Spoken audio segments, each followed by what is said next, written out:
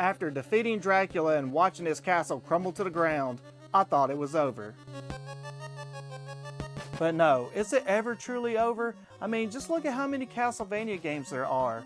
Dracula almost always finds a way to come back, but this time it's a little bit different because Simon Belmont himself has to bring back Dracula and then whoop his ass again. Why, you might ask? Because in the last battle, Dracula apparently cursed Simon before he was defeated. Dracula's curse will kill Simon unless he revives Dracula. The problem is, Dracula's henchmen scattered all of his body parts all over Transylvania. With that said, this game is different than the first one. Seemed like they were a bit ambitious and they were trying to go for a Symphony of the Night, non-linear Castlevania early on. However, this game is pretty flawed, but the gameplay, the music, the graphics still have that nostalgic Castlevania feel.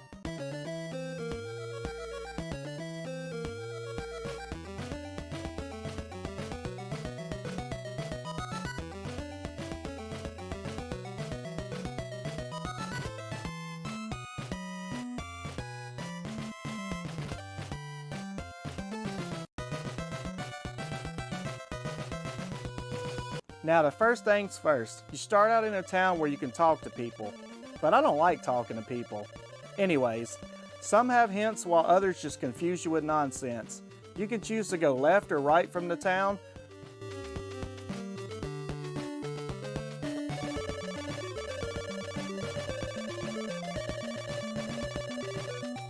So knowing where to go can be a problem. Also, you gotta buy items such as a new whip, holy water, and a white crystal. You'll need these items, so it's time to farm some hearts. Yeah, hearts no longer work as ammo in this game, but it's a currency. So this game slows your progression down by having to run back and forth killing monsters for hearts.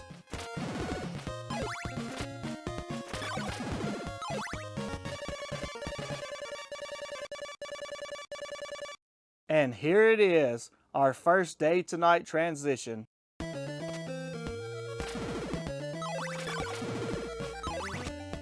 I think this is a cool idea, but it's poorly executed.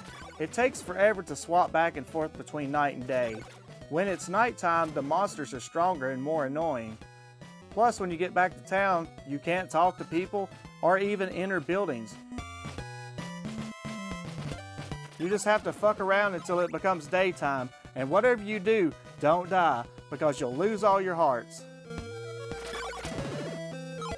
And the day-night transitions usually almost always happen at the worst times. Whether it be like in the middle of a jump or fighting enemies, it just always seems like it's inconvenient.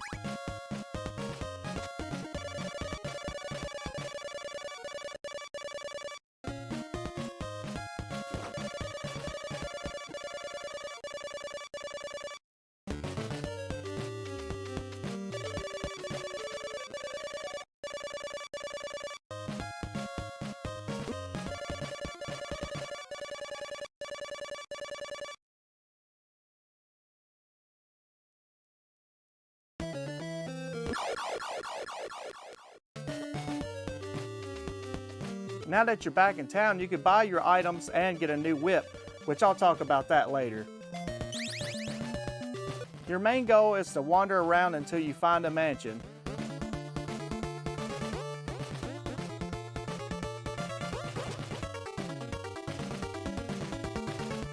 Inside each mansion is one of Dracula's body parts. The body part is hidden inside of an orb. Nope, you can't just touch the orb. You have to find one of these cloaked assholes and buy a steak from him. It costs about 50 hearts, and half the time, I won't even have enough from dying from all the mansion's bullshit.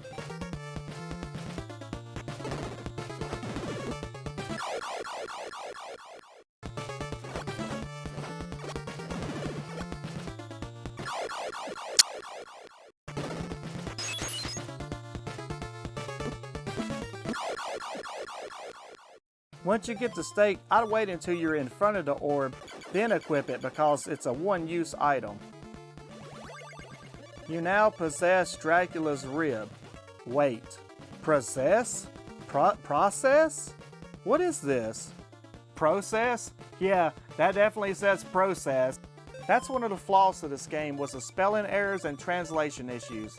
How did I know to throw that stake at the orb, you might ask? Well, the game gives clues, but not very well. The clue that it gives you is this. A symbol of evil will appear when you strike the stake. Shouldn't it say, strike the orb with the stake? That would make more sense, wouldn't it? And yeah, I know, I see up here, another misspelling. I don't think anyone proofreads this game. I guess you get to process all of Dracula's parts. In a game this cryptic, you'll need these clues to be more specific. Now it actually took me years to beat this game. Between me, my cousins, and my friends, all putting our heads together, looking through gaming magazines, talking to classmates in school, we just finally figured out some of the cryptic stuff. It took us a while, but we did finally manage to beat the game. Some of the text in this game just made no sense to me at all. I've been waiting for a good-looking guy like you. Or how about, I want to get to know you better. And what about this one? I'll see you at midnight on the riverbank. Let's be honest here, with me being a man and all, I would just love to have an attractive lady to walk up to me and say some stuff like that. Especially during spoopy season when all the girls are dressed goth. But let's face it, if a guy went up to a lady and said any of the stuff that these girls are saying to the guys in this game, yeah, that would probably be considered harassment or just plain creepy. So that settles it, ladies. Make your move. And all jokes aside, remember, I was a kid playing this and I still thought women had the cooties. So I didn't even understand what was happening when I made it to this town. There's even a man that says, "Take my daughter, please." Like, yeah, okay. There's even a granny sitting on the ground saying, "Let's live here together." I understand that people had to have dialogue, but come on. Now, I've mentioned before it took me years to beat this game. That's because it's so cryptic.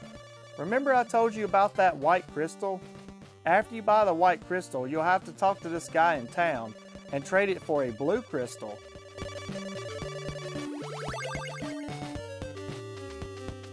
Then once you have the blue crystal, you gotta go to a lake. Then you select a blue crystal and then you kneel down for a few seconds.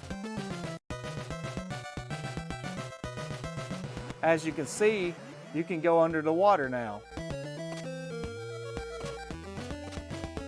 Then later on, there's another guy that you trade the blue crystal to for a red crystal.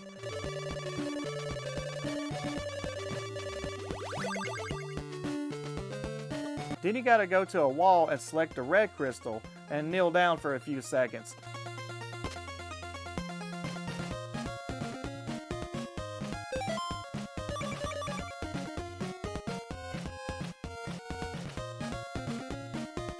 Until a tornado appears and takes you to the other side.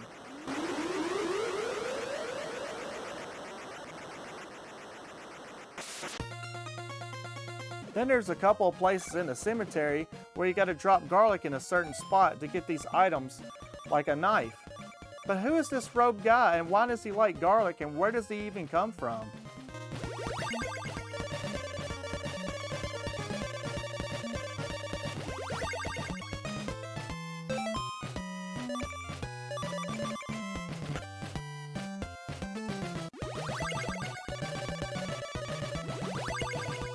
I just want to know, how in the fuck were we supposed to figure this out?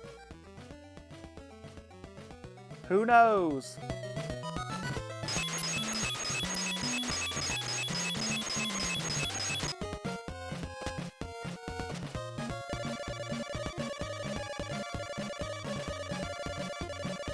Also, another cryptic thing about this game is if it didn't have enough already, there's a ferryman that wants to take you to the other side of a river to a new area.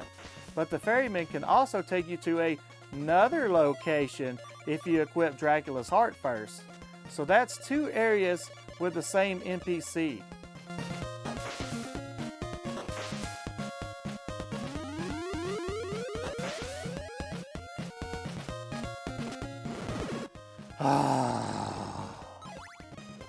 There's also a dead end for no reason that tries to fuck you, but there are some invisible stairs there. If you bought some laurels, it'll make you invincible and you can power up and walk right through the poison. Half the time I just walk through it anyways. If you die in this game, you start right back from where you left off, which makes this game not as hard as the other games, and you don't even have to worry about dying as much unless you're farming for hearts. It usually spawns you back on top of enemies, so watch out. Sometimes you'll even make the screen scroll and immediately have an enemy in your face. Some areas can be very annoying, especially the mansions. They have these blocks that look like you can walk on them, but no, you'll fall right through them. So to find them, always use holy water. Holy water was the best sub-weapon in the first game. Now it's just used to find holes in the floor, and you can also use it to break walls to find items or passageways to make it through the game. So if you're trying to figure out whether you can walk on the floor or not, just sling holy water all over the fucking place. Now the jumps in this game have to be spot on or you won't make it. Some are annoying while others are just plain absurd. Take a look at this bullshit. If you don't time it perfect, it's off into the water for you, buddy. Come on, come on. Ugh.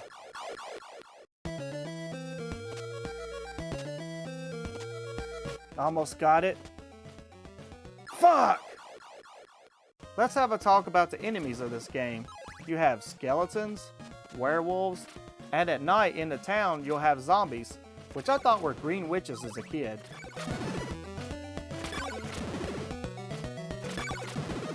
However, I think one of the worst things are those eyeballs. They just home in on your ass constantly like a heat-seeking missile.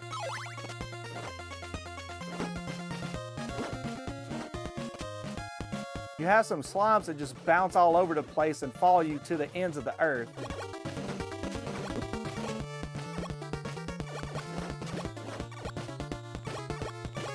Then you have these fish people that conveniently pop up over holes to try to knock you off into the water.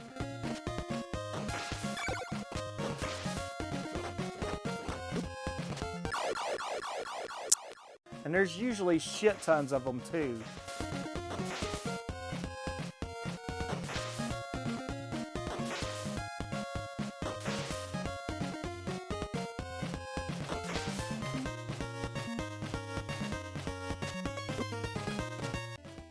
And of course, it wouldn't be a Castlevania game if we didn't have Medusa heads.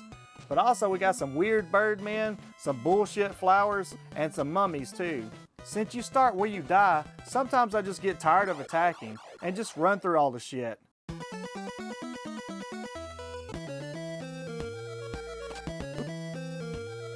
There's even skulls that act like the eyeballs. Castlevania just loves its flying shit. And spiders? Yeah, fuck them too.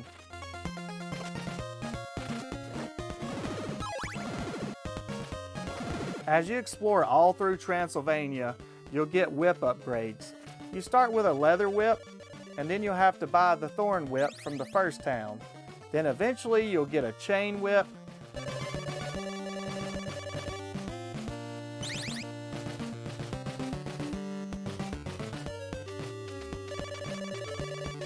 and then you'll buy a morning star, and then finally you'll find this cloak dude in the middle of nowhere, and he'll give you the flame whip for free. That is, if you have the morning star.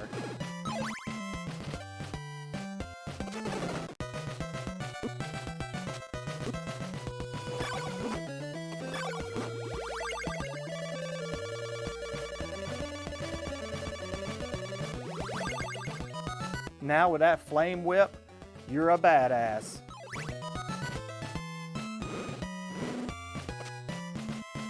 And also, I'll always make sure I don't forget to find a diamond. I just think it's a really funny sub-weapon, and I'll show you how I use it later. Now you might be thinking, where are all the bosses at? I have all this cool stuff. Well, most of the mansions don't even have bosses. That's right, Castlevania had a boss every stage. But this game just doesn't even care. Now there's a couple of bosses, and they are so easy compared to anything in Castlevania 1. Most of the time you'll just fight regular enemies all the way through the mansion and get one of Dracula's parts. You have the rib, which looks like a bone, but it acts like a shield.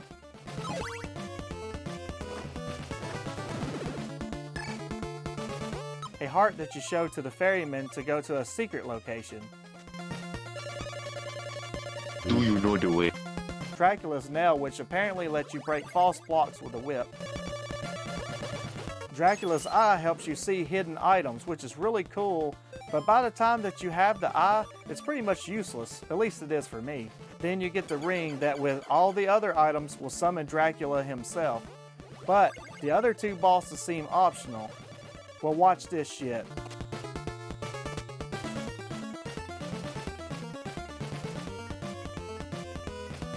Now, do you remember how hard that Grim Reaper was without the holy water trick in the first game? Let's just see how hard he is in Simon's Quest.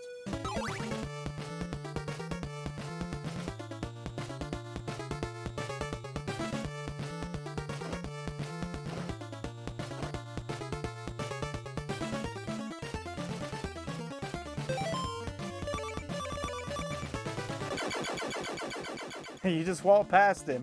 Now, because you can walk past the bosses in this game, it actually caused me to get stuck and not know where to go. Because you see, there's a wall that you can't get past without all of Dracula's parts. And also, you have to have a cross that's dropped from Carmilla.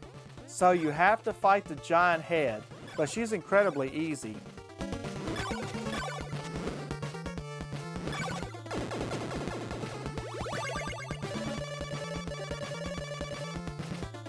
You can get a gold knife from Death, which is the easiest fight in this game. Or is it?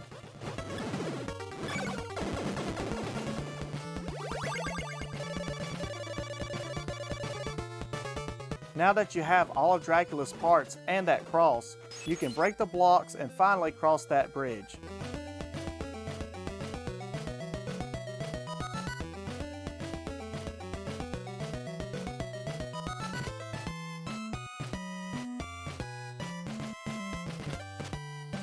Then you walk through an empty castle. Yeah, that's right, I said it. Then you walk through an empty castle. Why is Dracula's castle empty? It's like the last place in the game, but the worst enemy is blocks that get in your way. No kidding, there's nothing here. No challenge at all, just some blocks and some walking.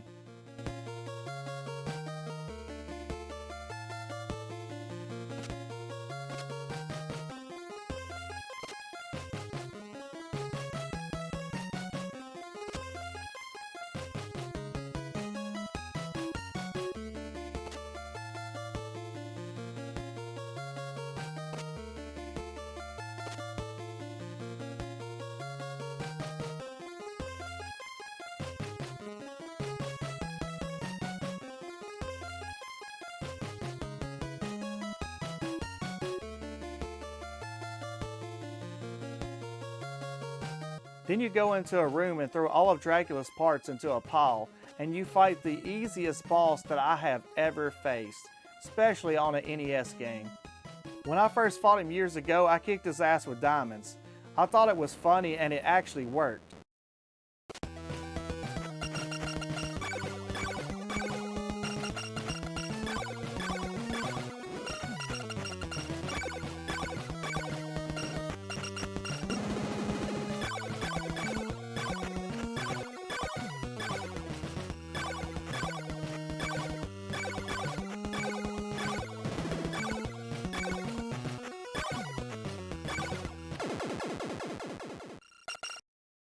If you want to beat Dracula even easier, just torch his ass.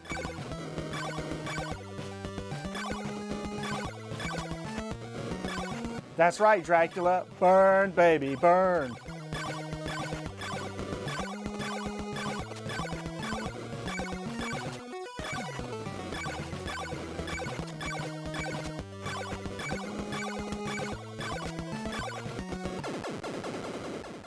Now, after all my hard work and effort, I got the shit ending. Yeah, that's right, this game has multiple endings. Here's the shit ending.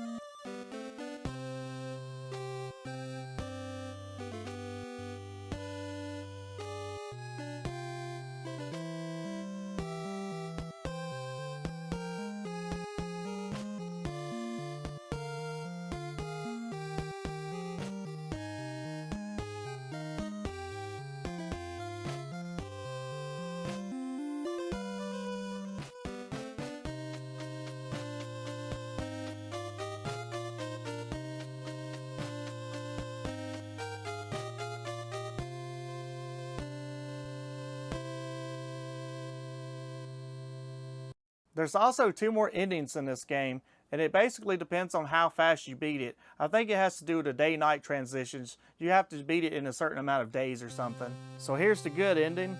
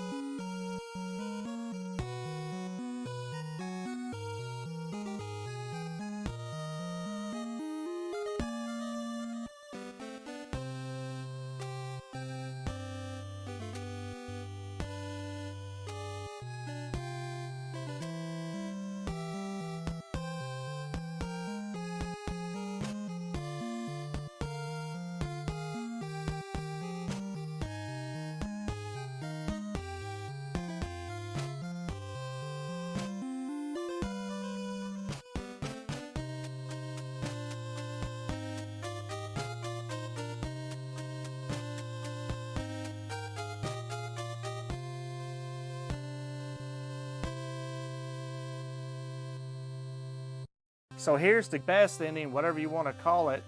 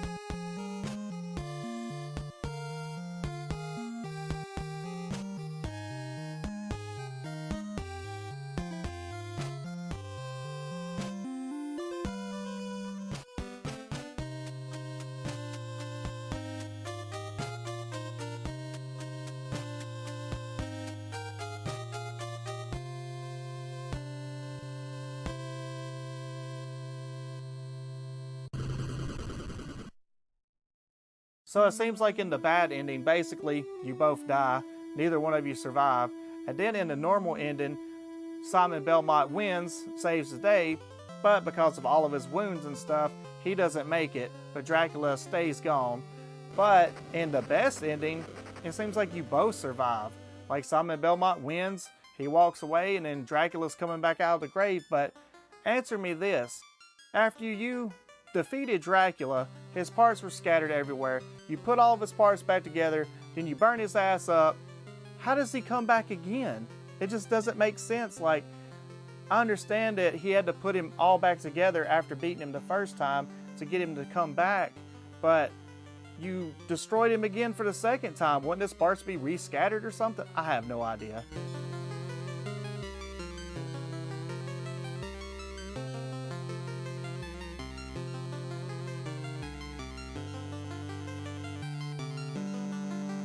In the next episode, I'm going to play as Trevor Belmont in a prequel and the last Castlevania on the NES that goes back to the old school style from the first game. Thanks so much for watching.